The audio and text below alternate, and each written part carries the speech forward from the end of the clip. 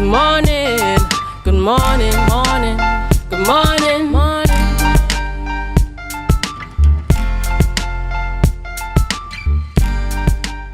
Good morning, Tobago, and welcome back to Youth Wednesdays here on the Tobago Updates Morning Show.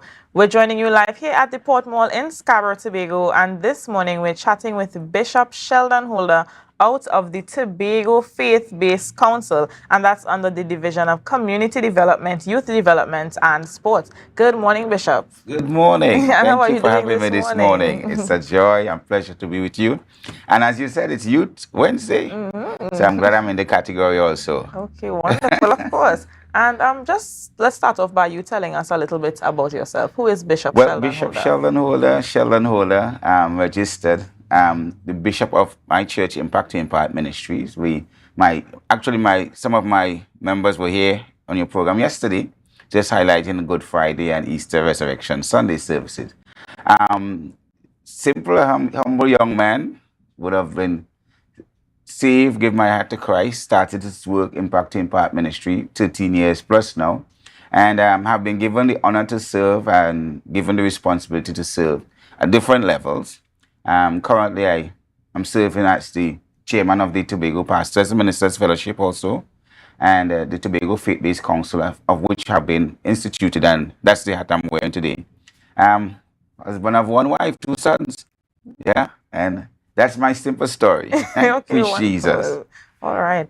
And you said 13 years now. That's Impact to Impact Ministries. The church that I'm the bishop over, which we have local chapters and international chapters in Guyana, outreach in Brazil also. Okay. So we're indeed engaged. So what led you into wanting to become a bishop, pastoring over a church? Not really a bishop, but what called me firstly to Christ. That's my the introduction. I would have come to Christ at age 19, and at that point, I really knew in my heart that this is what God would have me do. So as I would have come to Christ, the call of God would have extended further into preaching the word. And so just about 1 year into it, age 20, I would have gone across to Trinidad and did some studies, did work, and I eventually became a minister of the gospel. And that journey was a wonderful beginning. The Impact Ministry, which would have came up along the way, I would have felt further the call of God to push further on into the ministry.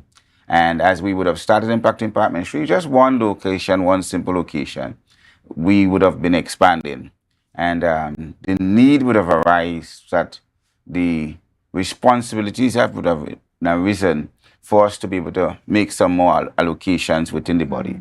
So the bishop title that would have come on, that would have been because of my responsibilities given and the charge that I had over my churches to oversee it. So bishop came on as a little handle, and I've been serving and doing it as best as I can. Okay, wonderful. So we're talking about the Tobago Faith-Based Council. What is the Tobago Faith-Based Council? The Tobago Faith-Based Council is a group that have been actually initiated by our now Secretary of Tobago Sports and Community Development and Youth, Pastor Baines. He was then Pastor Baines. He was elected. Successfully, he would have gotten into the office of Assemblyman. And his heart vision was to be able to have the service of the churches and the faith-based community not just be met with in a normal sense of things in terms of the economics and all of that of the island.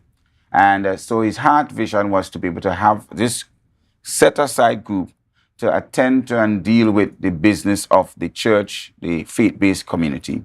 So we were birthed out of that concept of having that support necessary for the faith-based community. So this council committee actually, it serves to be able to help to give financial support and also as much support that can be given to the faith-based community when it comes to resources, and it comes to finance, when it comes to the projects, that kind of activity. So that's really the real genesis and the real essence of what the Tobago Faith-Based Council is about.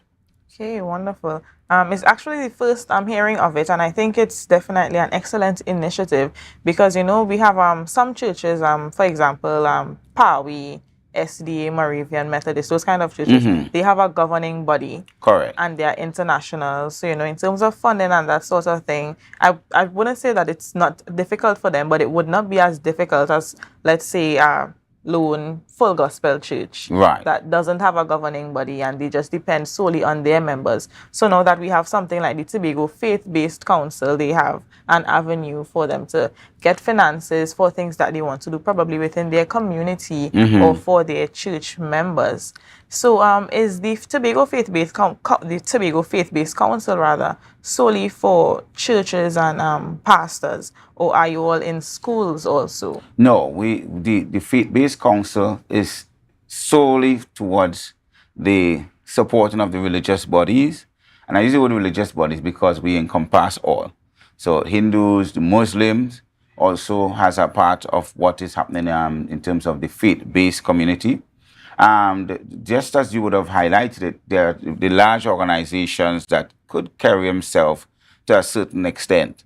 And then there are smaller organizations existing. The uniqueness of this thing is not necessarily about the national, it's about Tobago. The idea behind this is about Tobago. So our reach and our hands is really extended towards those that are operating here on the island.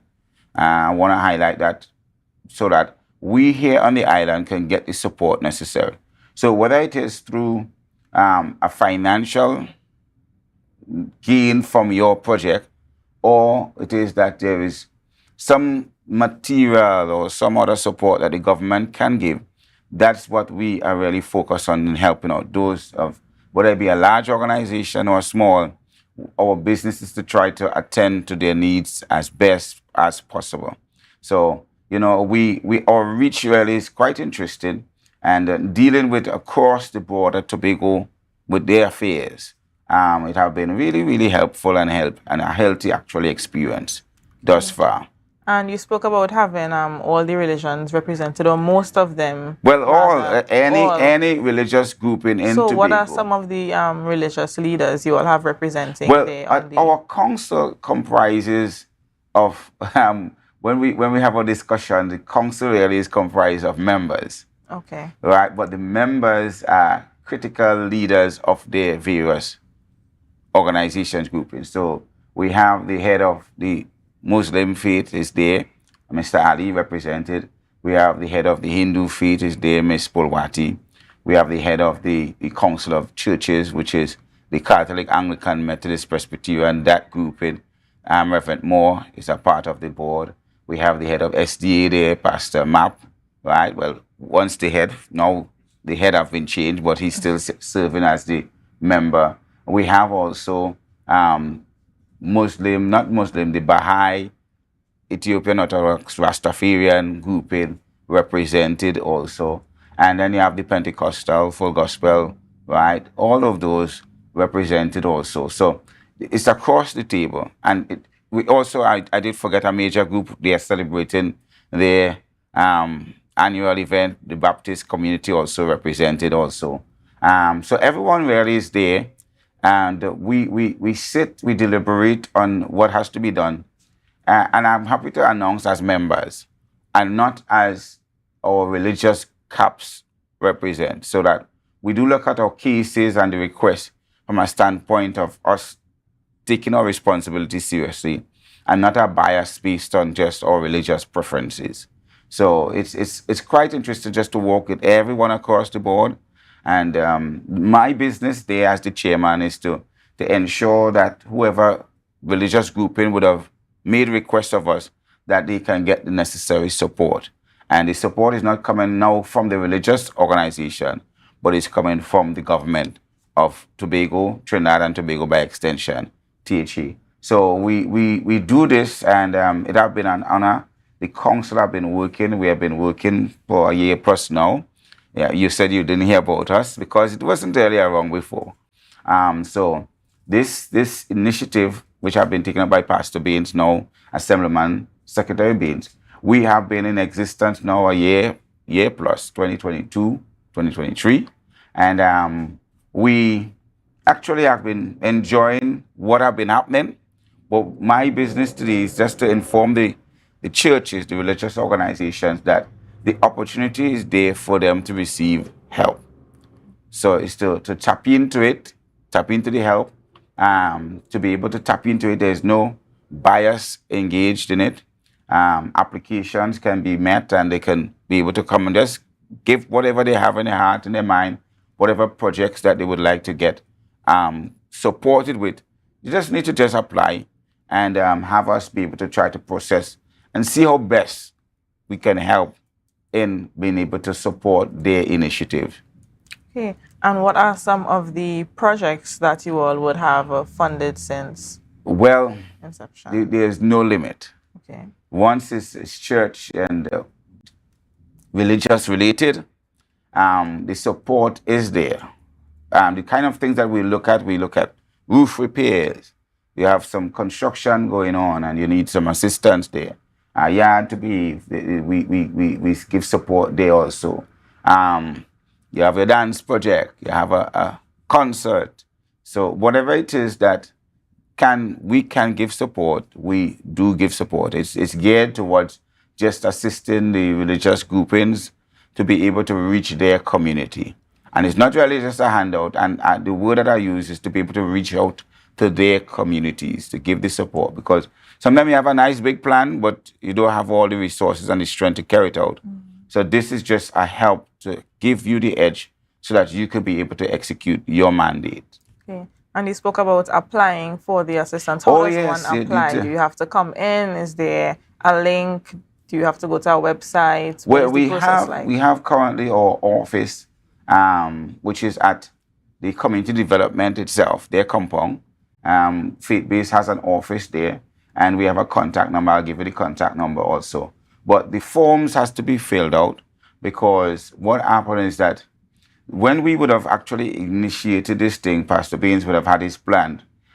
We had no idea that it would have gone into the direction that it would have gone in the context of developing proper policies to ensure that there is equity in the distribution and that there is fairness. So what we have developed is not just a matter of you just saying, I want to do something. You have to now go through the process of the forms, ensure that the things are done properly, it's above board. So whoever the organization is, it doesn't matter what it is that they're asking for, the forms has to be done. You can come into our office and collect a form.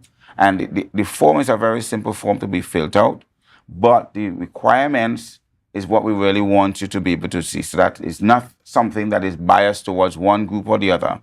Once the requirements are fulfilled, we go ahead and we process it to give the necessary recommended help as by the council's wisdom. Okay. And before we close, in Tobago, we've been seeing some types of crime that we aren't used to, something that's very, very different within the Tobago space. Bishop, how important would you say it is for persons to have some sort of faith-based belief in terms of guidance and guiding them in terms of their moral compass? How important would you say that is? It's an interesting topic that you bring, because Tobago have boasted traditionally of being faith-based. Right? Tobago have boasted of every person generally belongs to some grouping.